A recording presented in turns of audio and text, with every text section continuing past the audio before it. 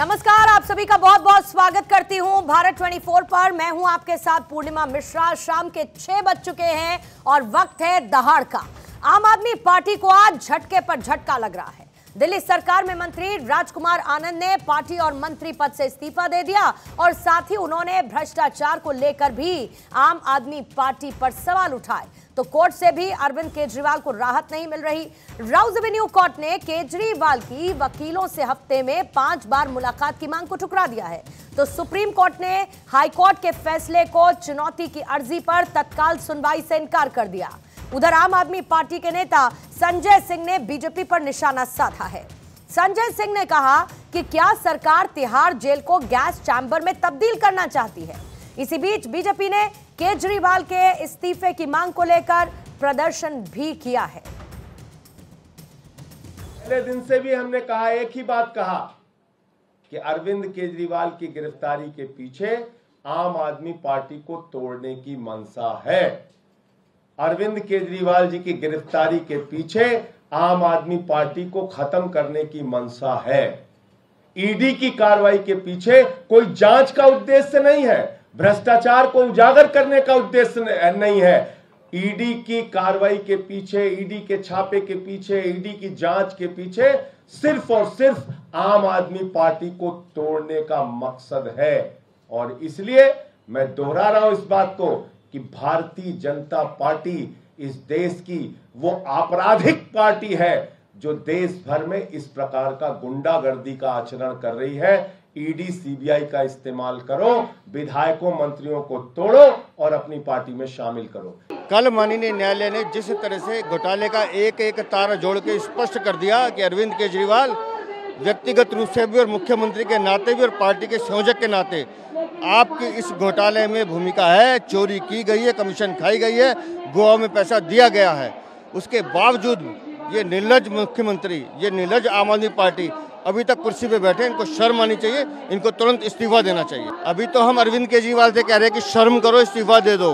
अगर अरविंद केजरीवाल इस्तीफा नहीं देते हैं तो ये दिल्ली की जनता है, ये तख्त पे बिठाना जानती है तो उखाड़ना भी जानती है। और इसी बीच में कुछ सवाल हैं। आज उन सवालों के साथ ही दहाड़ की चर्चा को आगे बढ़ाएंगे। सबसे पहला सवाल यह है कि अरविंद केजरीवाल पर आरोप तो बरकरार हैं और उसके बावजूद दावा किया जा रहा है कट्टर ईमानदार होने का। केजरीवाल अंदर हैं लेकिन तिहाड़ गैस चैम्बर बन चुका है, ये आरोप लगा रहे हैं। तिहाड़ में केजरीवाल हैं लेकिन फिर भी सरकार चलाने का दावा अंदर से किया जा रहा है। आपकी आफत बढ़ती जा रही है और ऐसे में बगावत की तस्वीर भी उभरने लगी है। अब आम आदमी पार्टी के अपने ही मुंह मोड़ने लगे हैं, लेकिन साहब हैं जो पद छोड़ने के लिए तैयार नहीं हैं। विजय शर्मा बीजेपी के प्रवक्ता इस वक्त हमें ज्वाइन इन कर चुके हैं। नीरज मिश्रा जी कांग्रेस के प्रवक्ता इस वक्त हमारे साथ हैं। संजीव कौशिक जी राजनीतिक विश्लेषक हैं। समीर चौगावकर जी वरिष्ठ पत्रकार इस वक्त हमारे साथ मौजूद हैं और वरुण पुरोहित जी भी राजनीतिक विश्लेषक के तौर पर दहाड़ का हिस्सा बन चुके हैं। आप सभी का बहुत बहुत स्वागत करती हूं। और सबसे पहला सवाल नीरज मिश्रा जी आपसे बनता है, क्योंकि ईमानदार कट्टर ईमानदार कौन? खुद अरविंद केजरीवाल और उनकी पूरी आम आदमी पार्टी, जिनके आप इस वक्त सहयोगी हैं और जिनका आप पक्ष रख रहे हैं। लेकिन जब दिल्ली हाई कोर्ट ने ईमानदारी के उस पूरे के पूरे नकाब को बेनकाब कर दिया, सुप्रीम कोर्ट ने कह दिया कि भाई हम तत्काल सुनवाई नहीं करेंगे, अभी फिलहाल जेल में रहना होगा, लेकिन उसके बावजूद ईमानदारी का ढोंग कब तक और किस आधार पर चलता रहेगा? की बात का जवाब देता हूं एक दूसरे उदाहरण के साथ। आपको पता होगा कि माननीय सुप्रीम कोर्ट ने अभी जो छत्तीसगढ़ में कथाकथित शराब घोटाला हुआ था, जो पिछले चुनाव के दौरान काफी बाहर निकल कर आया था, उस पर क्या कहा सुप्रीम कोर्ट ने कि वहां तो कोई घोटाला ही नहीं हुआ, लेकिन वो जो इररिपेयरेबल डैमेज जो भाजपा और प्रधानमंत्री जी जाकर करते हैं किसी भी चुनावी राज्य में, कि वो झूठ बोलते हैं, अपने प्रकोष्ठों को आगे करते हैं और जो वहां विपक्ष की आवाजें होती हैं उनका गला दबाने की कोशिश करते हैं। और उसके बाद जो पीएमएलए का जो सेक्शन 45 है, जिसे सुप्रीम कोर्ट ने ही अनकॉन्स्टिट्यूशनल कहा, जिसे चोर रास्ते से ये लोग संविधान में जाकर एक ऑर्डिनेंस के माध्यम से लेकर आ गए और उसके अंदर ये प्रावधान कर दिया कि जिसके ऊपर आरोप लगेगा उसको अपनी बेगुनाही का सबूत खुद देना होगा। तो जब ऐसा एक प्रावधान बनाकर आपने पहले चाहे हेमंत बिश्व शर्मा को, चाहे हमारे एहसास जेबार को, और अब ये अरविंद केजरीवाल को जो जेल में डाला है, तो देश की जनता तो ये पूछती है कि ये चुनाव के समय जो आपकी टाइमिंग है, जिसमें आप झूठा आरोप लगाते हैं, अपने प्रकोष्ठों को आगे कर देते हैं और बाद में वही उच्चतम न्यायालय आपके रवैये के ऊपर आपको तमाचा मारती है और कहती है ऐसा कुछ हुआ नहीं, लेकिन उससे जो उस प्रदेश की जनता है, उस प्रदेश की जनता का तो नुकसान हो जाता है। छत्तीसगढ़ में जहां गोबर से सोना मिला करता था, वहां आज ऐसी सरकार आ गई है जिसने हसदेव के जंगलों को अडानी को दे दिया।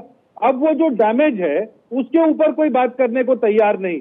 यही चीज झारखंड में हो रही है और यही दिल्ली में होने की आपको सामने सारी प्रक्रिया दिख रही है। जब ये मामला खत्म होगा और जब इसमें निकल कर आएगा कि अगर ये किंगपिन है, तो कांग्रेस पार्टी आज भी कहती है इनको जीवन भर के लिए चुनाव लड़ने से आप बैन कर दीजिएगा, इनकी पार्टी को आप बिल्कुल खत्म कर दीजिएगा।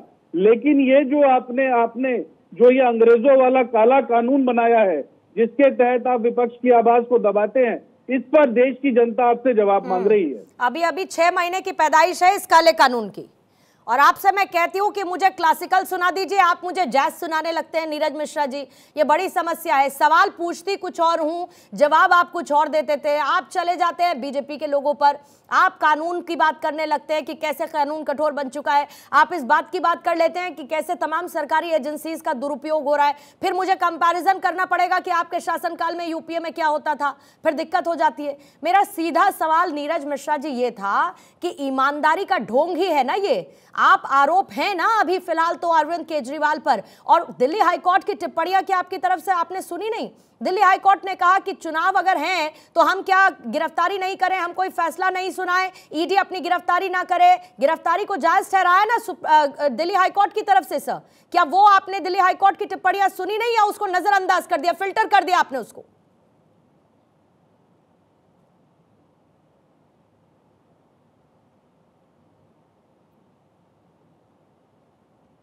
नीरज जी, आप तक मेरी आवाज पहुंच रही है क्या? एक बार नीरज जी को कनेक्ट करेंगे फिर से जरा। विजय शर्मा जी, आपके पास आते हुए अब तो खुद ही अपने मुंह मोड़ने लगे हैं आम आदमी पार्टी से, कहने लगे हैं कि भ्रष्टाचार उसको लेकर जो नीति है आम आदमी पार्टी की, वो अब उनको रास नहीं आने लगी है, या फिर इसके पीछे भी एक अलग एंगल निकाल लिया जाए कि कुछ वक्त पहले ईडी का छापा पड़ा था तो सुर बदलने पड़े, इस्तीफा देना पड़ा, पार्टी को छोड़ना पड़ा, दबाव की राजनीति फिर कोई बीजेपी कर रही है, ऐसा है क्या? देखिए पूर्णिमा जी, नमस्कार आपके सारे दर्शकों को। मैं बताना चाहता हूं कि जो केजरीवाल जी और जो इनकी पार्टी है, ये संविधान से ऊपर मानते हैं अपने आप को। ये संवैधानिक ना तो संस्थाओं में विश्वास करते हैं, ना संविधान में विश्वास करते हैं। इनके बहुत सारे उदाहरण हैं, पर मैं अपनी बात पे फोकस करते हुए बोलना चाहता हूँ। जो हमारे कांग्रेस के प्रवक्ता है, इन्होंने बड़े साफ गोई से उस बात को ये बचा गए। इनसे ये पूछिए कि अभी इनके प्रवक्ता थे जो टीवी पे आके बोलते थे कि सबसे बड़ा घोटाला दिल्ली में हुआ है, अब ये उसको शराब घोटाले को घोटाला मानते हैं या नहीं है? अगर उनके साथ वो आ गए तो अभी ये घोटाला मानना शुरू कर दिया इन्होंने या बंद कर दिया? सबसे पहला मेरा क्वेश्चन तो इनके साथ है। दूसरा, ये कहते हैं चुनाव के समय 9 समन इनको भेजे गए थे, और जो हमारा माननीय हाई कोर्ट है उसने एक एक बिंदुवार जितना ये झूठ अपना इसके ऊपर फैलाते हैं, टीवी के ऊपर आके फैलाते हैं, प्रेस कॉन्फ्रेंस के माध्यम से फैलाते हैं, वो ही तथ्य इन्होंने कोर्ट के सामने रखे। तो और कोर्ट ने एक एक तथ्य का जवाब इतने अच्छे से दिया। कोर्ट ने खुद माना कि ये केजरीवाल जी षड्यंत्र में शामिल थे, एज ए संयोजक भी और एज ए इंडिविजुअल भी। तो उन्होंने ये भी माना कि पैसा कहाँ गया, मनी ट्रेल का भी प्रूफ इनके पास प्रूफ है, ईडी के पास। दूसरा, उन्होंने ये भी बता दिया कि अप्रूवर के ऊपर क्वेश्चन उठाना, वो जो 100 साल से अपना कानून है अप्रूवर का, उसके ऊपर तुम उंगली उठाते हो तो मतलब कोर्ट के ऊपर उंगली उठाना है, क्योंकि वो अप्रूवर जो है वो एजेंसी नहीं बनाती है, वो कोर्ट बनाता है। उसके ऊपर इनको तमाचा लगा। दूसरा, ये कहते हैं कि जी माननीय कोर्ट ने उन्हें किसका, आप कहां से कहां कह रहे हो, जो जवाब है उसका जवाब दीजिए भैया। अब इनके जो मंत्री हैं खुद वो कहते हैं कि भ्रष्टाचार के मामले में केजरीवाल जी जो है वो आरोपी हैं, उनका कहना साफ साफ था। जिस तरह से उन्होंने इस्तीफा दिया है, तो इससे बड़ा कोई भी कारण अरे हो नहीं लेकिन सकता। विजय शर्मा जी, वो तो अभी भी ईमानदारी का राग अलाप रहे हैं ना, कह रहे हैं हम सबसे ईमानदार हैं। कांग्रेस भी यही कह रही है कि अभी तो सिर्फ आरोप है, जरा प्रूव हो जाने दीजिए, उससे पहले आप कह देंगे कि नहीं भाई दोषी है। आपने तो दोषी मान लिया अरविंद केजरीवाल को। अजय माकन जी कौन है इनके, जरा पूछिए। सुप्रिया सुलेज जी कौन है इनके, मानिए। वो टीवी पे आके बोलती थी, आंदोलन करती थी, ये दिल्ली का शराब घोटाला सबसे बड़ा घोटाला है। वो जवाब देना इस मामले पे आज। अगर ये कहते हैं घोटाला हुआ ही नहीं तो वो क्या कहते थे? वो मजाक उड़ाते थे देश की जनता के साथ। पूर्णिमा जी मेरी बात सुनिए, देश में करोड़ों जनता है, वो करोड़ों आंखें उनकी, करोड़ों कान है, वो बड़े बारीकी से जनता इनकी सारी बातों को देख रही है, सुन रही है। जनता इनको चुनाव में जवाब देगी। और ये झूठा भ्रामक करते हैं चुनाव के दौरान। मैंने पहले भी एक बार शो में कहा था कि ये तो चुनाव ही नहीं लड़ रहे, 23 सीटों पे चुनाव लड़ रहे हैं ये। इनका तो कहीं दूर दूर तक निशान ही नहीं है। अब आप मुझे बताइए 23 सीटों पर लड़ने वाले आदमी कहें जी हमें चुनाव से रोका जा रहा है। 9 समन इनको मिल चुके थे पहले। अपनी बेगुनाही साबित करते ना वहां के, कहते ना एजेंसी के पास जाके, लो जी पूछिए आप मेरे से क्या पूछना चाहते हो। आप 10-10, 15-15 टेलीफोन तोड़ देते हो। अरे लेकिन साहब बीजेपी के लिए तो विन विन सिचुएशन है ना। फिर भी आप ये देखिए कि उसमें तो आप भी तो यही तलाश रहे हैं कि हमको इसका पॉलिटिकल माइलेज कैसे मिलेगा, राजनीतिक तौर पर हमको इसका लाभ कैसे मिलने वाला है। भ्रष्टाचार आपका सबसे बड़ा हथियार है ना, कि भ्रष्टाचार के खिलाफ हम कार्रवाई कर रहे हैं, तो आपके लिए तो फिर भी विन विन सिचुएशन नजर आती है ना। लेकिन मैंने सवाल आपसे राजकुमार आनंद को लेकर पूछा था सर, उस पर आपने जवाब नहीं दिया। मैं फिर से आपसे वो सवाल दोहराऊंगी, लेकिन उससे पहले संजीव कौशिक जी आपके पास आते हुए, फिर समीर सर आपके पास आऊंगी। संजीव कौशिक जी, इस पूरे मामले में बार बार कान में घंटी बजती रहती है कि कट्टर ईमानदार, सबसे साफ पार्टी, सबसे अलग पार्टी, कोई सिक्योरिटी नहीं लेंगे, कोई बंगला नहीं लेंगे, कोई बड़ी गाड़ी नहीं लेंगे। ठीक है आपने इतनी बड़ी बड़ी बातें करी, लेकिन आज भ्रष्टाचार के इस दलदल में इनका एक एक नेता फंसता हुआ नजर आ रहा है। लेकिन उसके बावजूद झुंझुना इसी बात का पकड़ाने की कोशिश है कि हम आज भी सबसे ईमानदार हैं। कैसे जी, किस आधार पर? पूर्णिमा, कम से कम एक प्रोसेस है कोर्ट का, उसको पूरा हो जाने दीजिए, फिर दोषी हो जाने, सिद्ध हो जाने दीजिए, फिर हम भी दोषी कहेंगे। मैंने दोषी नहीं कहा सर, ना आपने कहा ना कोई कह रहा है। मेरी बात तो पूर्णिमा, मैं बस क्लियर करती चल रही हूँ सर, किसी ने दोषी नहीं कहा है अरविंद केजरीवाल को, लेकिन अरविंद केजरीवाल के ऊपर आरोप हैं और बहुत संगीन आरोप हैं, और उस पर दिल्ली हाईकोर्ट की टिप्पणी भी है। प्लीज कंटिन्यू करिएगा सर। मैंने कहा तो सही, तो देश के गृह मंत्री को भी तो जिला बदर कर दिया गया था कुछ दिनों के लिए तड़ीपार, उनको भी कहा जा रहा था, तो बुरा लग रहा था। आज वो एक कोर्ट से एक जो जजमेंट मिला उसमें सब कुछ बरी हो गए, कहाँ कोई आज बोलता है। तो इतनी जल्दीबाजी और उतावलेपन ठीक नहीं है। मैं सिर्फ ये कह रहा हूँ कि कोर्ट ने कल जो जजमेंट दिया, निश्चित तौर पे आम आदमी पार्टी के लिए झटका तो है ही, ये कहने में कोई गुरेज नहीं है। लेकिन कई बार हमने देखा है कि निचली अदालतों के फैसले को ऊपरी अदालतों ने पलटा है, उसके गलतियों को दुरुस्त किया है। हमने राहुल गांधी के मामले में देखा है कि राहुल गांधी को कितनी आनन फानन में सदन से बाहर का रास्ता दिखा दिया गया, उनके घर से बाहर का रास्ता दिखा दिया गया। वो ऊपरी अदालतों में गए और अपनी बात रखे, सही ढंग से रखे, और निश्चित तौर पर उनको सहूलियत मिली। और भारतीय जनता पार्टी केवल और केवल, पहली बात तो ये बेल वाली कोई बात ही नहीं थी। सब कोई जानते हैं कि कल किस चीज की सुनवाई थी और किस मामले में कोर्ट ने क्या फैसला रखा। दूसरी बात मैं ये कह रहा हूं कि एक नई घटना आज भी चल रही है कि अब साथी छोड़ के जाने लगे हैं। पूर्णिमा, इसी बात का डर था और ये बात अब शुरू हो चुकी है। जो आनंद कुमार के बारे में बात हो रही है, कौन नहीं जानते यहाँ बैठे हुए लोग कि पिछले ही साल में 2023 के नवंबर में उनके घर ईडी की छापेमारी हुई थी। कौन नहीं जानता है कि वो 2020 में पहली बार विधायक बने, उससे पहले उनकी पत्नी विधायक थी। कौन नहीं जानता है कि आम आदमी पार्टी से वो बहुत नजदीकी के साथ और बहुत मजबूत पिलर के साथ जुड़े हुए थे। लेकिन अचानक ऐसा होता है क्या कि कल रात में उनको सपना आया कि नहीं हम भ्रष्टाचार के विरुद्ध लड़ेंगे, और उनको लगा कि नहीं ये पार्टी दलितों के पक्ष में काम नहीं करती है, दलितों के साथ न्याय नहीं कर पा रही है, ये पार्टी भ्रष्टाचार के साथ है। अचानक एक रात में उनके अंदर सपना आया और सुबह में उठ के उन्होंने इस्तीफा दे दिया। इसी बात का डर है कि जो टूट जाएंगे सो टूट जाएंगे, जो झुक जाएंगे सो झुक जाएंगे, जो नहीं झुकेंगे वो जेल में जाएंगे। यही बात तो लगातार कही जा रही है। हम कैसे रिकॉर्ड की बात नहीं करें, ठीक है, हम कोर्ट के ऊपर कोई टिप्पणी नहीं करेंगे, लेकिन कोर्ट इस ट्रैक को या कोर्ट इस जो ईडी का रिकॉर्ड है उसको खत्म कर देगी क्या? कि ईडी का रिकॉर्ड पिछले 10 सालों में काम करने के तरीके क्या रहे हैं। जो विपक्षी पार्टियां हैं उसके ऊपर 96% के आसपास में कार्रवाई की है, उसमें से कन्विक्शन रेट उनका 0.46% रहा है। उसके बारे में में कोर्ट झुटला देगी क्या? कोर्ट के सामने ये बात भी नहीं रखेंगे क्या? कोर्ट के सामने ये बात भी खत्म हो जाएगी क्या? ठीक है, हम मानते हैं कि कोर्ट के सामने जो गवाही दी गई उस पर हम बात नहीं करेंगे, लेकिन ये बात भी हम नहीं करेंगे कि जो गवाह बना है वो 58 करोड़ रुपया किस तरह से उससे वसूली किए गए ईडी के माध्यम से, ये भी बात झूठ है क्या? ये नहीं कहेंगे क्या? ये रिकॉर्ड में नहीं है क्या? हम कोर्ट की बातों से सहमत होते हैं।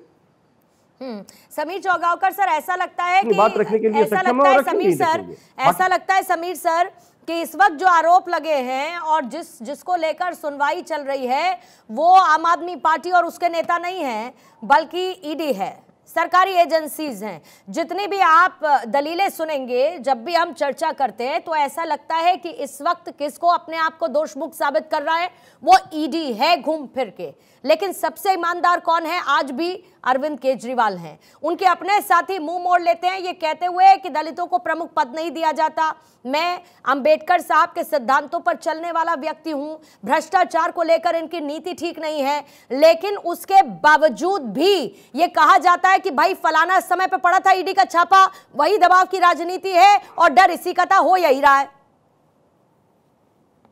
देखिए पूर्णिमा जी, अरविंद केजरीवाल ने 9 बार जो ईडी का जो संबंध मिला था उसे अगर नजरअंदाज किया था, उस पर वह नहीं पहुंचे, तो वो क्यों नहीं पहुंचे ये कल हाईकोर्ट ने बहुत साफ कर दिया। दिल्ली हाईकोर्ट का जो जजमेंट आया वो बताता है कि अरविंद केजरीवाल क्यों बच रहे थे ईडी का सामना फेस करने से, और जब ईडी ने उन्हें गिरफ्तार किया, उनकी 2 बार रिमांड मांगी, और जब कल हाईकोर्ट ने बहुत स्पष्ट कहा कि कानून सभी के लिए बराबर लागू होता है और अदालतों का सरोकार संवैधानिक नेतृत्व से नहीं है। किसी के कानून तक पहुंचा क्या समीर सर? दिल्ली हाईकोर्ट ने क्या कहा उसको इतनी बार दोहराया जा चुका है कि अब तो जो ना समझने वाला व्यक्ति भी हो उसको भी समझ में आ जाए कि दिल्ली हाईकोर्ट क्या कह रही है। दिल्ली हाईकोर्ट ने जब शुरुआती दौर में ये कहा कि इसका चुनाव की टाइमिंग से कोई लेना देना नहीं, दिल्ली हाईकोर्ट ने जब शुरुआती समय में ये कह दिया कि कानून सबके लिए बराबर है, क्या आम क्या खास, ये तभी क्लियर हो चुका था कि बहुत मुश्किल है अरविंद केजरीवाल को कोई राहत मिलना। पूर्णिमा जी आप देखिए कि कविता की भी कल बेल एप्लीकेशन हाईकोर्ट से खारिज हो चुकी है, और हाईकोर्ट ने बहुत स्पष्ट कहा है कि यह इन्वॉल्व है सबूतों को टेम्पर करने की स्थिति में, सबूतों को छेड़छाड़ किया है, पैसों का ट्रांसफर में कविता इन्वॉल्व है, और इस आधार पर के कविता को जमानत नहीं दी जा सकती। तो के कविता का जमानत अर्जी का खारिज होना, अरविंद केजरीवाल का खारिज होना, ये बताता है कि के कविता जिस साउथ लॉबी को रिप्रेजेंट करते थे वहां से पैसा चला है। दिल्ली के मुख्यमंत्री अरविंद केजरीवाल जिनकी जमानत खारिज हुई है, उनके पास पैसा आया है और उस पैसे का इस्तेमाल गोवा के चुनाव के अंदर किया गया है, और ये बहुत ईडी ने स्पष्ट कहा है, कोर्ट ने भी इस बात को माना है कि अपराध की आय से जो पैसा आया है उसकी एक लाभार्थी आम आदमी पार्टी भी है, और आम आदमी पार्टी के संयोजक अरविंद केजरीवाल है। तो अरविंद केजरीवाल का डबल गुनाह है, एक तो मुख्यमंत्री के रूप में आबकारी की नीति बनाने में उनका योगदान रहा है कि जिसके अंदर उनकी मंशा थी कि इससे पैसा बनाया जाएगा, और दूसरा आम आदमी पार्टी के संयोजक के रूप में आम आदमी पार्टी को आर्थिक लाभ दिलाने के लिए अपराध के पैसों से आम आदमी पार्टी को पैसा दिलवाने में उनकी भूमिका रही है। तो मुझे लग रहा है कि केजरीवाल के लिए सिर्फ ये समस्या नहीं है कि वो इस पूरा करप्शन में शामिल है, दूसरी सबसे बड़ी समस्या ये आने वाली है कि आने वाले दिनों में आम आदमी पार्टी का लाइसेंस भी रद्द हो सकता है, क्योंकि सीधा इसके अंदर ये बात जुड़ रही है कि आम आदमी पार्टी ने एक आर्थिक अपराध किया है, इस राजनीतिक दल ने अपराध की आय से पैसा लेकर इसे राजनीतिक रूप से अपने फायदे के लिए इस्तेमाल किया है। ईडी के पास इस बात के पूरा सबूत है, और आने वाले समय में जब ईडी इस लिंक को जोड़ देगी तो यह तय मानना केजरीवाल तो चुनाव नहीं लड़ पाएंगे, आम आदमी पार्टी की जो रजिस्ट्रेशन है वो भी जाएगा। और मेरा तो ये कहना है कि अब हाई कोर्ट ने कल जिस हिसाब से टिप्पणी कर दी है, जिस हिसाब से डिसीजन दे दिया है, और जब आज सुप्रीम कोर्ट ने तत्काल सुनने से मना कर दिया है, अरविंद केजरीवाल को तत्काल इस्तीफा दे देना चाहिए था। अरविंद केजरीवाल अपनी बची कुची विश्वविद्यालय को दिल्ली की जनता में इस्तीफा दे देना चाहिए क्या वरुण पुरोहित जी? तत्काल इस्तीफा दे देना चाहिए क्या अरविंद केजरीवाल को? अरविंद केजरीवाल की सरकार कट्टर ईमानदार ये कहते कहते जब रास्ते में आगे बढ़े तो आज पहुंच गए कट्टर बेईमान की श्रेणी में।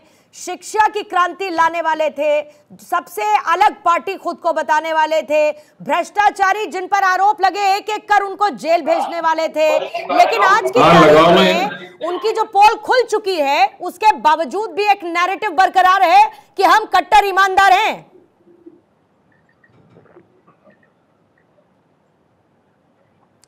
वरुण जी, आप तक मेरी आवाज पहुंच रही है? ठीक है सर, मैं आपके पास एक बार फिर से आऊंगी। नीरज जी आपके पास आते हैं और विजय जी को रखेंगे जरा। नीरज जी ये बताइए मुझे कि गैस चैम्बर कैसे बन रहा है? तिहाड़ जेल, जरा ये बताइएगा मुझे, इसमें भी समस्या, इसमें भी आरोप किस पर? बीजेपी पर आरोप, सरकार पर आरोप। मतलब अब ये भी आरोपी तय करेगा कि उसको कितनी बार वकील से मिलने दिया जाएगा, और नहीं मिलने दिया जाएगा तो गैस चैम्बर बन जाएगा। सत्येंद्र जैन की तस्वीरें भूल गए? मसाज पार्लर खुला हुआ था तिहाड़ जेल में सर। डिबेट करना है ऐसा है, आप बात करो, जो मेन इश्यू है डिबेट का वो आदर्श और नैतिकता। आज के समय में आदर्श और नैतिकता तो राजनीतिक व्यवस्था में कहीं दिख ही नहीं रही है। चाहे ब्रजभूषण शरण सिंह का मामला हो, गृह मंत्री के बेटे का मामला हो, चाहे केजरीवाल का मामला हो, भी समीर जी ने ठीक कहा, अगर आप आंदोलन से आए हो, नैतिकता और आदर्श की राजनीति करके आए हो, तो आपको एग्जाम्पल एक प्रस्तुत करना था। इस्तीफा देके आपकी पार्टी में इतने विधायक है, किसी को आप बना देते मुख्यमंत्री। और कोर्ट का मैटर है तो कोर्ट के हिसाब से चलेगी, चाहे राजनेता हो चाहे विश्लेषक हो, कुछ अपनी करते हैं, कोर्ट अपनी प्रक्रिया अपनाएगा। असली बात ये जो पर्सोनिफिकेशन और इंडिविजुअल जो चल रहा है ना राजनीति के अंदर, एक आत्मता, ये केजरीवाल की पार्टी, सिर्फ राहुल गांधी की पार्टी, मोदी जी करोगे, तो जो इंडिविजुअलिज्म चल रहा है ये पूरी हिंदुस्तान के पॉलिटिकल सिस्टम के लिए खतरनाक है। क्योंकि हमारे यहाँ लोकतांत्रिक व्यवस्था, इलेक्टोरल डेमोक्रेसी है। अगर आप उसको मैं करोगे तो हमसे नहीं चलाओगे तो व्यवस्था खराब होगी। आम आदमी महंगाई, बेरोजगारी से पिछड़ा है। अब जहां तक केजरीवाल जी की पार्टी की बात है, जब बीजेपी अगर आरोप लगा रही है तो आप भी आंदोलन करो, क्यों नहीं करो, लेकिन नैतिकता, आदर्श बहुत आवश्यकता है देश के अंदर इस समय। और जहां तक अभी राजनीतिक भ्रष्टाचार की जो बात चल रही है, आम आदमी पार्टी को पैसा मिला, देखिए कोई भी पार्टी कोई साधु तो है नहीं, कोई पार्टी या कोई नहीं, लेकिन इतने बड़े बड़े दावे भी वरुण जी कोई नहीं करता ना। ये अपने आप को अलग दिखाने के चक्कर में इतनी बड़ी बड़ी बातें भी किसी ने नहीं की ना। किसी ने की हो तो बता दीजिए आप मुझे, किसी भी पार्टी ने की हो तो आप मुझे बता दीजिए। नहीं की है ना। मैंने वही कहा, इनकी नैतिकता और आदर्श के ऊपर ही तो पार्टी बनाई थी इन्होंने, और उसी पार्टी से सत्ता में आए थे, जनता ने विश्वास करके उसी की पोल खुल चुकी है। नीरज जी, आप तक मेरी आवाज पहुंच रही है, जरा कंफर्म कीजिएगा सर।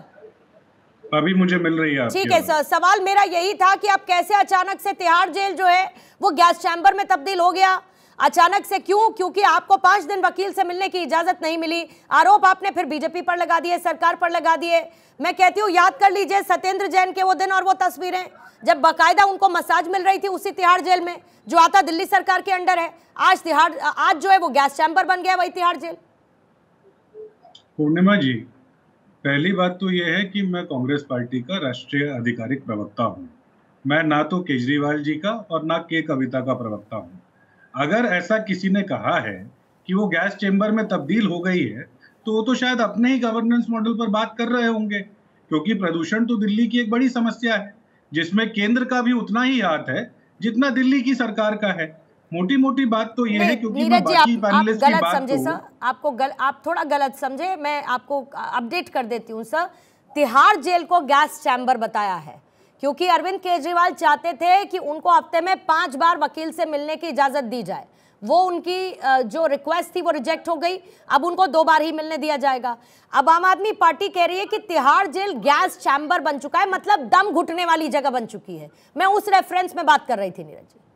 नहीं पूर्णिमा जी, मुझे इस बात का अंदाजा नहीं था कि आप क्या कहना चाह रही हैं जी। लेकिन मैं तो सिर्फ इतनी बात कह सकता हूं कि हमारे देश के अंदर जो न्यायिक प्रक्रिया है वो मल्टी स्टेप्स पर चलती है।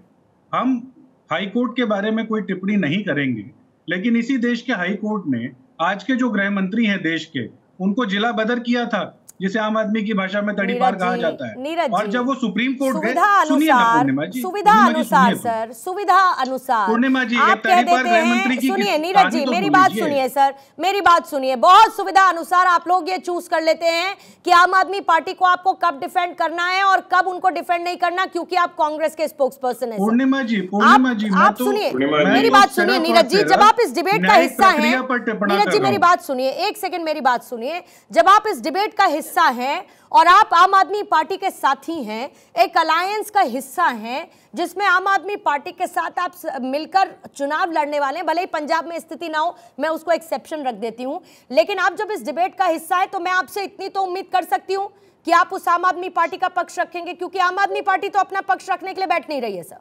तो मैं इतनी तो उम्मीद आपसे कर सकती हूँ।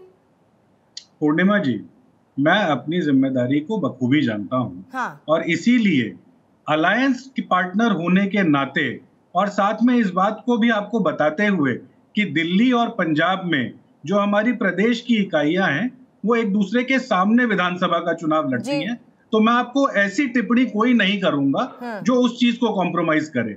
लेकिन आज आप इस बात को समझिए, आज मैंने आपको इससे पहले एग्जांपल दिया ना कि कैसे छत्तीसगढ़ के अंदर मोदी जी ने कथाकथित एक शराब घोटाले की बात की। आज सुप्रीम कोर्ट ने तमाचा मारा उन सब लोगों के मुंह पर, कहा कि ऐसा कोई आज तक घोटाला ही नहीं हुआ। लेकिन उस घोटाले की जो बात हुई उससे एक इर्रिपेरेबल डैमेज हो गया। वहां जनता की जो सरकार थी वो भ्रम में फंसकर वो चली गई। नीरज जी, लिकर पॉलिसी कौन लेकर आया? सरकारों के साथ जो नीरज जी, लिकर पॉलिसी कौन लेकर आया? नई लिकर पॉलिसी कौन लेकर आया? देखिए, मैं तो इस बात को तो हम तो मानते ही हैं। कौन लेकर आया? अगर अरविंद केजरीवाल जवाब दे दीजिए सर, कौन लेकर आए? पूर्णिमा जी, अरविंद केजरीवाल और उनका कैबिनेट जो लेकर पॉलिसी लाया, जिसे दिल्ली के एलजी ने संशोधित करके और उसके बाद उसको पास कर कहा, क्योंकि आखिरी में तो दिल्ली के एलजी ही है ना जो उस पॉलिसी को नोटिफाई करते हैं। तो जब कैबिनेट ने उसकी प्रस्तावना की और एलजी ने उसे पास किया तो दिल्ली के अंदर वो पॉलिसी आई। हम तो यही बात आपके सामने रख ही रहे हैं कि ये जो मिली भगत की बात होती है, ये जो 8,000 करोड़ का चंदा लेने वाली पार्टी है, उसके पास भी तो जाके आप बात करिए। आज सिर्फ और सिर्फ आप इस बात को समझिए, केजरीवाल है ना सर, जेल में बंद तो अरविंद केजरीवाल है ना। जब विजय जी ये बताइए कि क्या करना चाहिए, क्या करना चाहिए अरविंद केजरीवाल को और उनकी पार्टी को? लगता है कि उनकी पॉपुलैरिटी जो है वो अभी भी वैसे ही बनी हुई है जैसे कि पहले बनी हुई थी। अभी भी दिल्ली की जनता उनको कट्टर ईमानदार के तौर पर देखती है। अब अगर इतना बड़ा घोटाला, कमीशन खोरी हुई जिसकी जांच ईडी कर रही है, मनी लॉन्ड्रिंग का मामला है, गवाहों के बयान दर्ज है, तो क्या करें? अरविंद केजरीवाल को लेकर सवाल ना करें? मोदी जी की बात कर लेते हैं। किसने आरोप लगाए पहले? किसको कोर्ट से तमाचा पड़ा? अरे नीरज जी, कोर्ट से तमाचा तो पड़ा ना, फिर अरविंद केजरीवाल को भी पड़ा ना दिल्ली हाई कोर्ट से, कि नहीं पड़ा? पूर्णिमा जी, हाई कोर्ट बड़ा होता है कि सुप्रीम कोर्ट? जरा अरे सर, सुप्रीम कोर्ट ने भी कह दिया ना कि तुरंत सुनवाई नहीं करेंगे, इंतजार करिए, अभी जेल में रहिए। घोटाला नहीं हुआ, कहा ना कि अभी तुरंत सुनवाई नहीं करेंगे। आप ये कम से कम बताइए तो कि छत्तीसगढ़ का घोटाला। अरे सर, मैं दिल्ली पर चर्चा कर रही हूँ। छत्तीसगढ़, आपका छत्तीसगढ़ का दुख अभी गया नहीं, आपकी सरकार वहां बची नहीं। आपकी छत्तीसगढ़ का दुख अभी गया नहीं, आपकी सरकार बची नहीं सर वहां पर। छत्तीसगढ़ से बाहर निकलिए सर। देश की राजधानी में दिल्ली सर शराब घोटाले की बात करिए ना नीरज जी। नीरज जी, जिस पर चर्चा करने के लिए बैठे उस पर चर्चा कीजिए ना, उस पर चर्चा कीजिए ना सर। पूर्णिमा जी, मेरी बात का जवाब दीजिए। आपको जैसा अरे सर, आप मेरे सवालों का जवाब दे नहीं पा रहे।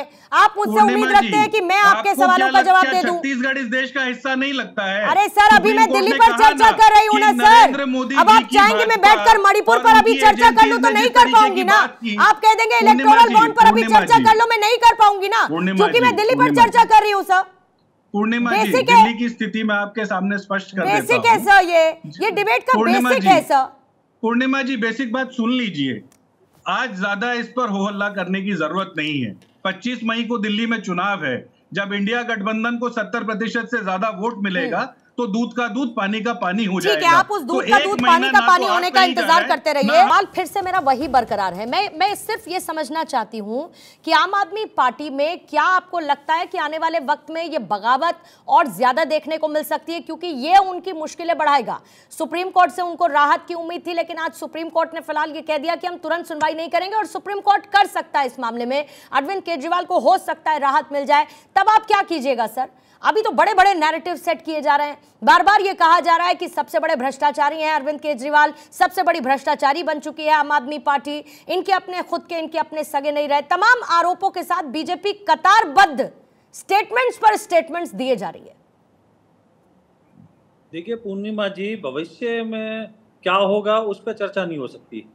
आज हम उस पर चर्चा कर रहे हैं जो हाई कोर्ट ने कल अपना वर्डिक्ट दिया है, और हाई कोर्ट ने बड़ा क्लियर बिंदुवार एक एक जो ये झूठ फैलाते थे टीवी चैनलों पे बैठ के, उस सारी बातों का जवाब दिया, क्योंकि इन्होंने वही पक्ष अपना सामने रखा था।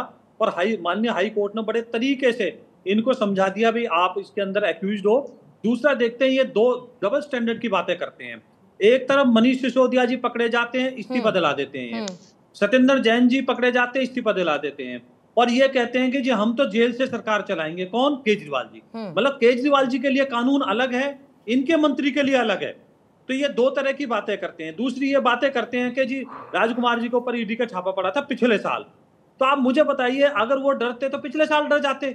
इनको ये सच्चाई मानने में क्या ऐतराज है कि आज उन्होंने देखा है कि कोर्ट ने सारी चीजें देखी हैं, तथ्य देखे हैं, कागज देखे हैं, एविडेंस देखा है, उसके आधार पे एक अपना निर्णय दिया है कि भाई प्रेमा फसाई केजरीवाल जी इसमें आरोपी हैं और इनको किसी भी तरह का रिलीफ नहीं दिया जा सकता।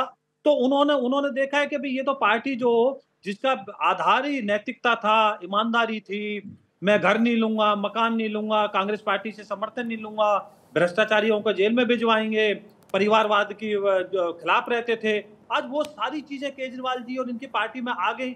तो उन्होंने सोचा कि क्यों ना मैं इस चीज से अपने आप को अलग कर लूं। तो उन्होंने एक एग्जाम्पल सेट किया है कि भाई देखो मैं मंत्री होते हुए इन चीजों का क्या कर रहा हूं। तो उस चीज को ये गलत तरीके से प्रस्तुत कर रहे हैं और करने की कोशिश कर रहे हैं। तो ये भी ज्यादा दिन नहीं चलेंगे। माननीय सुप्रीम कोर्ट की बातें करते हैं। ठीक है, ठीक है संजीव जी आपके चेहरे पर मुस्कुराहट है और आने वाले वक्त में जरा हाइपोथेटिकली सर ऐसा सोचिए कि इस तरीके की कार्रवाई हो, किसी सिटिंग सीएम पर आरोप लगें और उसके बाद कोई जांच एजेंसी अपना काम करना चाहे, लेकिन जरा ऐसे सोचिए कि इतने गंभीर आरोपों के बाद हर वो सिटिंग सीएम इस्तीफा देने से इनकार कर दे और ये कहने लगे कि मैं जेल से ही सरकार चलाऊंगा, क्योंकि कुर्सी का मोह तो है ही, पार्टी को बचाना है, पार्टी के अकेले चेहरे मोहरे हैं अरविंद केजरीवाल। तो सिर्फ एक उदाहरण के तौर पर जरा ऐसा समझिए कि अगर भविष्य में ऐसी संरचना होने लगे तो क्या होगा राजनीतिक भविष्य और जनता अपने आप को कितना ठगा हुआ महसूस करेगी ऐसे में?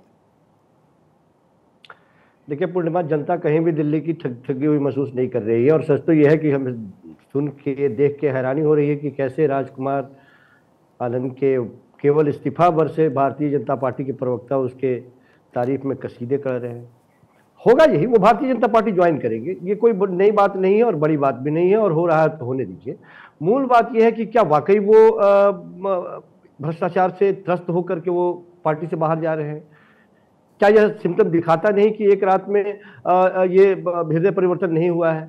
हम तो दूसरी बात कह रहे हैं, लगातार ये बात कह रहे हैं कि कोर्ट को अपना काम करने दीजिए। कोर्ट के एक फैसले की वजह से लगातार कल से जो ये बात बनाने, आपको ऐसा नहीं लगता है संजीव जी कि कोर्ट के फैसले पर ही जाने अनजाने सवाल उठाए जा रहे हैं? एक बात बताइए, अगर तिहाड़ जेल को आम आदमी पार्टी आज की तारीख में गैस चैम्बर बताने लगी है तो ये कोर्ट के फैसले पर सवाल नहीं है? ये बताइए जरा मेरे को।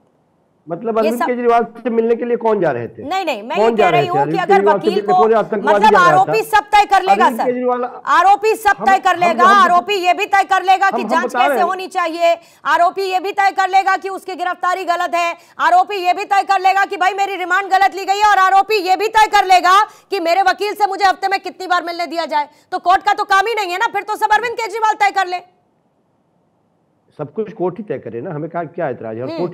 कोर्ट की आपको नहीं है सर, लेकिन गैस चैम्बर बताने वालों को तो एतराज है ना। कोर्ट के डिसीजन से इतर कुछ कदम आपको जाता हुआ दिखाई दे रहा है क्या? कोर्ट के डिसीजन से कोई अलग कोई बात हो रही है क्या?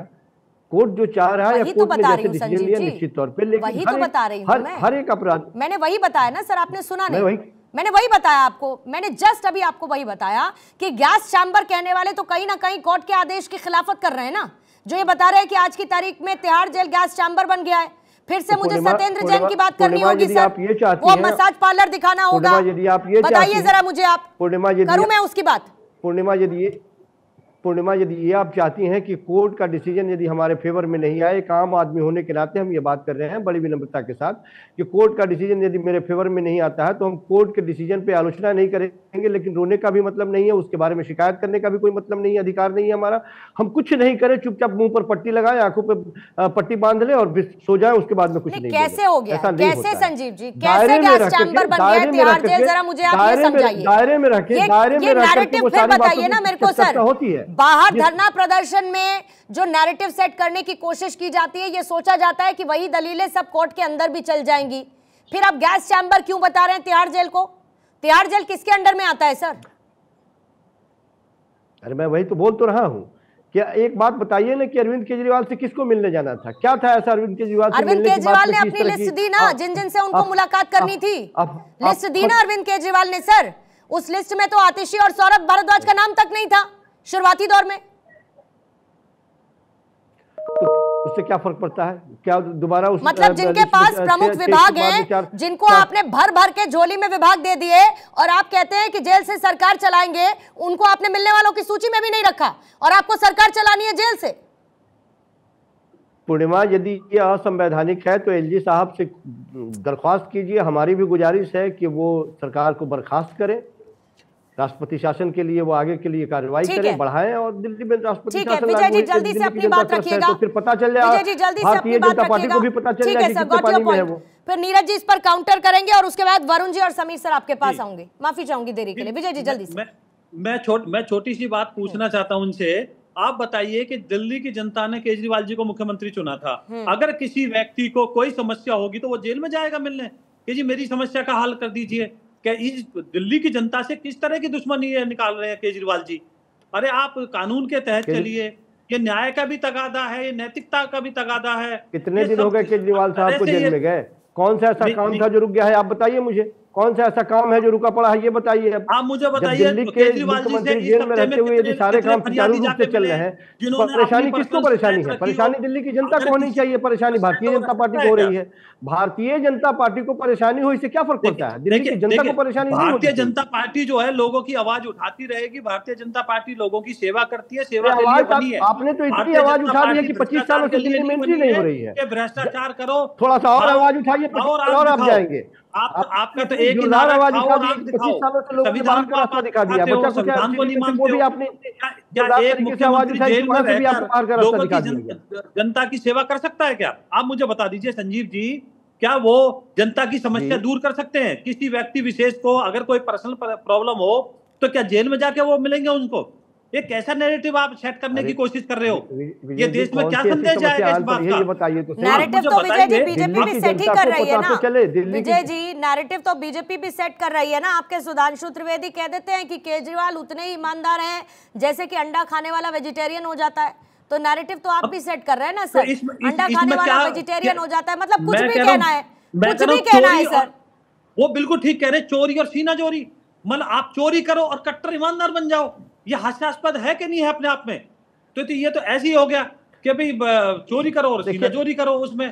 तो आप मुझे बताइए, जेल के अंदर जेल स्टेट का मामला होता है, जेल के कुछ नियम होते हैं, कायदे कानून होते हैं। अगर आपको आज नहीं मिलने दिया तो गैस चैम्बर बन गई, तो मतलब ये है कि वो जेल ना बना के उसको धर्मशाला बना दे। जब आपका मन हो खाना खिलाओ, जब मन आपका हो प्रेस कॉन्फ्रेंस करो, जब मन करे आप किसी से मिलवाओ, जब मन करे आप उसके अंदर फिर षड्यंत्र रचो, फिर भ्रष्टाचार की बातें करो। जनता से मिलने का आपके पास समय नहीं, जनता की सेवा के लिए आपके पास कोई मुख्यमंत्री नहीं, इतने सारे विधायक हैं आपके, आप किसी को विधायक नहीं बना सकते हो ताकि जनता की समस्याएं वो सुन सके। तो ये नैतिकता नहीं, ये तो दूर तक आप सुनीता केजरीवाल जी को देख लीजिए, आप परिवारवाद के खिलाफ कैसी कैसी बड़ी बड़ी बातें करते थे। संजय सिंह जी क्या क्या बातें करते थे, उनको एक जमानत मिल गई, दूध का दूध पानी पानी। अब बताइए दूध का दूध पानी हुआ क्या हुआ हाई कोर्ट के अंदर? तो मैं आपसे विनम्रता से यह बात पूछना चाहता हूं कि आप भ्रष्टाचारियों की तरफ खड़े हैं या एक जहां न्याय, नैतिकता और संविधान तीन चीजें खड़ी हैं? आप देखिए, कुछ तो देखिए। इनसे तो हेमंत वो थे सोरेन जी, लालू यादव जी, जयललिता जी, उन्होंने एटलीस्ट कम से कम इस्तीफा तो दिया से पहले। केवल सवाल लगातार आप दीवार पे मुंह करके लगातार बोले जा रहे हैं। मेरे साथ मेरे तरफ देख तो लीजिए कम से कम, कोई बोल रहा है तो सही। कम से कम मंत्री अपने मंत्री से इस्तीफा ले रहा है, खुद इस्तीफा नहीं दे रहा। भाई कमाल की बात है। एक ही केस में पूर्णिमा जी, ठीक है, हाँ जी पूर्णिमा जी, भाजपा के प्रवक्ता अभी न्याय, नैतिकता और संविधान की बात कर रहे थे। जब अजय टेनी के पुत्र ने लखीमपुर खेरी में किसानों के ऊपर अपनी गाड़ी चढ़ाई और उसके बाद भी इस्तीफा नहीं हुआ, तो नैतिकता कहाँ गई? और जब मणिपुर जलने लगा और उसके बाद भी प्रधानमंत्री चुप रहे, तो वो न्याय कहाँ गया? और संविधान की बात तो भाजपा ना ही करे तो उस पर तो हम आते नहीं है। ये गैस चेम्बर वाली बात मैं ब्रेक के दौरान पढ़ रहा था, तो मुझे समझ आया कि संजय सिंह तो बात ये कर रहे थे कि ये तो अडोल्फ हिटलर का उसके शासनकाल में जो गैस चेम्बर हुआ करता था, जहां एक ही एथनिसिटी के लोग जो कि ज्यू हुआ करते थे उनको लाया जाता था और उन पर अत्याचार किया जाता था। आज जो संजय सिंह ने बात कही है, वो बात का तात्पर्य ये निकल कर आता है कि जिस तरीके से भाजपा के जो प्रकोष्ठ है, ईडी, सीबीआई, वो जिस तरीके से मामले आज विपक्ष के लोगों पर बना रहे हैं, तो आपको जो अधिकांश संख्या राजनीतिक बंदियों की दिखेगी, वो दिखेगी जो भाजपा के खिलाफ बात करते हैं। तो ये बात जो गैस चेंबर बनाने की है, इसका वो तात्पर्य है कि आपने सिर्फ विपक्ष के उन 96% लोगों पर, वो जो 25 बड़े नेता हैं जिन्होंने बाद में भाजपा ज्वाइन की, जिनके 3 मुकदमे आपने खत्म कर दिए और 22 के मुकदमे आपने ठंडे बस्ते में डाल दिए, ये उस गैस चेंबर बनाने की बात हो रही है। इसमें कोई वकील से लेना देना नहीं, किसी और से लेना देना नहीं। आप जो राजनीतिक द्वेष से जो काम कर रहे हैं कि विपक्ष की आवाज को आप बंद कर देंगे, ये उसके ऊपर टिप्पणी थी। सही, पर वो बातें कही तो जा ही रही है ना सर, वो आप उसके साथ उसको कंपेयर कर लीजिए जिस रेफरेंस में की जा रही है, जिस हिस्ट्री का आप जिक्र कर रहे हैं। विजय जी, मैं आती हूँ आपके पास, मेरे बाकी मेहमान भी हैं। विजय जी रुकिएगा जरा, विजय जी आपको दूंगी मैं 30 सेकंड दूंगी, लेकिन वरुण जी एक बार फिर से आपके पास आते हैं, फिर समीर सर आपके पास आऊंगी। वरुण सर, किस तरीके की परिस्थितियां इस वक्त पैदा होती हुई आपको नजर आ रही हैं? क्योंकि ये तो तय है कि अरविंद केजरीवाल ने ईमानदार राजनीति का खेल शुरू किया, ये भी तय है कि कहीं ना कहीं उस इमेज पे एक बड़ा डेंट लगता हुआ नजर आ रहा है, फिर इनके खुद के लोग पार्टी छोड़ते हुए। आने वाले वक्त में 2024 के चुनाव के लिहाज से संजय सिंह भले ही बाहर हों, लेकिन प्रोजेक्ट तो सुनीता केजरीवाल को भी किया जा रहा है ना सर। आज एक इंपॉर्टेंट बैठक हुई अरविंद केजरीवाल के आवास पर, उसमें सुनीता केजरीवाल मौजूद रहीं। उससे पहले उनका संबोधन, इंडिया अलायंस पर उनकी मौजूदगी, उनका संबोधन, तो कोई चेहरा तलाशने की अंदर खाने में कोशिश कर रही है क्या आम आदमी पार्टी? पूर्णिमा जी, पहले तो ये जवाब दे दूं कि जेल से बैठ के सरकार चलाई जाती है, क्या दिक्कत आ रही दिल्ली को? भाई कल को प्रधानमंत्री पे आरोप लग जाए, प्रधानमंत्री जेल से बैठ के सरकार चलाएगा तो देश की स्थिति क्या हो जाएगी? ये सोचने की बात है। नैतिकता, आदर्श तो देखो, एथिक्स तो कहीं दिख नहीं रही। दूसरी बात तो आपने सुनीता केजरीवाल की करी। मैं कह रहा हूँ इनको सुनीता जी को बनाना था तो बना देते, इसमें कोई ऑब्जेक्शन की क्या बात है? बना सकते हो। ये तो बीजेपी करती रहती है, आप अपनी पत्नी को बना दिया, बेटे को बना दिया, बीजेपी भी यही करती है। आप बना देते तो ये प्रश्न नहीं उठता। और दिल्ली की जनता को लगता भी एक नैतिकता आदर्श का प्रतीक है। अभी तक जब आप जिस बेस पे आए हो उसको ही आपने छोड़ दिया तो सारी पार्टियां जैसे आप हो गए, फिर क्या फर्क निकला? तो जैसे बीजेपी भी आज पार्टी विद डिफरेंस तो है नहीं अटल जी अडवाणी जी के युग की समानती जैसे, तो सारी पार्टियां एक हो जाती। जनता तो आज भी ये मानने लग गई सारी पार्टियां एक सी। जनता महंगाई बेरोजगारी से परेशान, उसमें कोई ऑब्जेक्शन नहीं। अभी ये पार्टियों के प्रवक्ता बात करते हैं, विपक्ष पक्ष की बात कर रहा हूँ खासतौर से, इतनी इन्होंने पीएमएलए एक्ट की बात की तो भी इन्हीं के द्वारा लाया गया। अभी बात करते हैं हसदेव जंगल की, मणिपुर की। अरे भाई, पूंजीवादी व्यवस्था तो डॉक्टर मनमोहन सिंह के समय आई, उसको तो आप क्रिटिसाइज करने के बजाय उसको आप प्रेज करते रहते हो। मनमोहन सिंह के टाइम ये था, मनमोहन सिंह की पॉलिसी के कारण ही तो पूंजीवादी व्यवस्था देश में लागू हुई, जिसके आज परिणाम हम देखने को, आम जनता देखने को।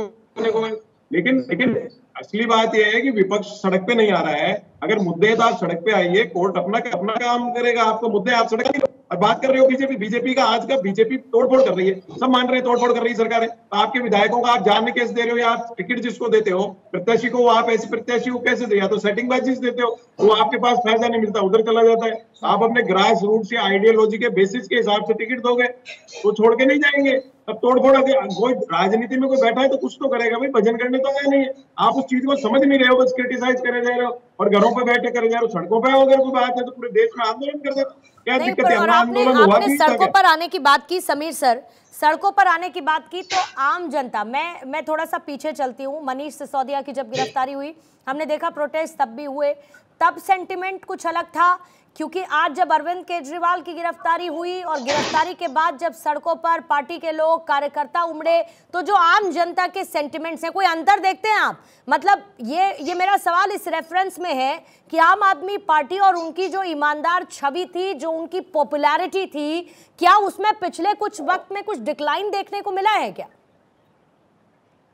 बहुत ज्यादा इसके अंदर गिरावट आ गई है पूर्णिमा जी। अगर आप देखोगे तो अरविंद केजरीवाल की गिरफ्तारी के बाद कोई सड़क पर कोई बहुत बड़ा आंदोलन खड़ा नहीं हुआ, दिल्ली की जनता सड़कों पर नहीं निकली। और इसका सबसे बड़ा उदाहरण आपको 4 जून को जब दिल्ली के लोकसभा चुनाव के 7 सीटों के परिणाम आएंगे तब पता पड़ जाएगा कि दिल्ली की जनता ने किसका साथ दिया है। अगर केजरीवाल को ईमानदार मानती और ये मानते कि केंद्र सरकार ने गलत किया है तो दिल्ली की 7 सीटें कांग्रेस और आम आदमी पार्टी के गठबंधन को जीतना चाहिए, लेकिन ये परिणाम साफ कर देगा। दूसरा, मैं गैस चैम्बर की बात हो रही थी तो मैं आज जिक्र करना चाहता हूं कि संजय सिंह ने कहा कि प्रधानमंत्री मोदी दिल्ली को, तिहाड़ जेल को गैस चैम्बर बनाना चाहते हैं। उनका कहने का तात्पर्य था कि हिटलर ने जिस तरीके से गैस चैम्बर बनाया था कि अपने विरोधियों को वहां पर भेज दो, अगर जिंदा अगर आप इतना का समर्थन नहीं करोगे तो वहां आपको इतना प्रताड़ित किया जाएगा कि आपकी वहां जान चली जाएगी। अरविंद केजरीवाल को जेल के अंदर कितनी सुविधाएं मिली है, उनको कमरे में टीवी मिला हुआ है, उनको सारे पेपर मिल रहे हैं, उनके लिए टेबल चेयर है, उनको घर का खाना मिल रहा है, डेली 5 मिनट वो अपनी वाइफ से फोन पर बात कर सकते हैं, वीक में 2 बार वो व्हाट्सएप कॉल कर सकते हैं, वीक में 2 बार वो अपनी पत्नी वकीलों से मिल सकते हैं। स्पेशल पुलिस की सेल अंदर है वहां पर सीआरपीएफ की, जो उनके पास सुरक्षा कर रही है। इतनी सुविधाएं मिली। संजय सिंह तो खुद 6 महीने जेल देकर आए, क्या उनका वजन कम हुआ? और संजय सिंह छूट गए, तब नहीं दिखता कि संजय सिंह छूट गए, उनको बेल मिल गई, लेकिन अरविंद केजरीवाल को 24 घंटे के अंदर 3 झटके लग जाते हैं, तो बड़ी दिक्कत। विजय जी जल्दी से क्लोजिंग कमेंट विजय जी आपसे लेना चाहूंगी, और उसके बाद मेरे पास समय खत्म हो रहा है। प्रवक्ता को जवाब देना चाहता हूं। जी जल्दी से। तोता सीबीआई को किसने बोला था? पिंजरे का तोता आपके राज में बोला था ना। और जो मणिपुर की बातें करते हो वो दशकों पुरानी समस्या है वहां पे। उसकी जड़ में कौन है? कांग्रेस राज है उसकी जड़ में। दूसरा आपने बोला टेनी जी के बेटे पे आरोप थे, ना कि टेनी जी के बेटे टेनी जी पर, और वो जेल गए, एक भी कार्यकर्ता रोड के ऊपर नहीं आया, किसी ने उंगली नहीं उठाई। हमारे माननीय यशस्वी प्रधानमंत्री जी से 8 घंटे एसआईटी ने पूछताछ की, एक बीजेपी का कार्यकर्ता रोड के ऊपर नहीं आया, हमने सम्मान किया। तो आप ऐसी बातें ना करें, उलझुल पजूल जो इस तरह की बातें हैं। हम देश की सारी जो संवैधानिक संस्थाएं उनका सम्मान करते हैं, हम नैतिकता भी रखते हैं। आपको ना नैतिकता की कहीं किसी तरह से नजर आती है, आप तो जब मर्जी जैसा सहूलियत देखते हो खड़े हो जाते हो। कल तक आप घोटाला बता रहे थे, आज आप डिफेंड कर रहे हो टीवी के ऊपर बैठ के, तो जनता सब कुछ देखती है।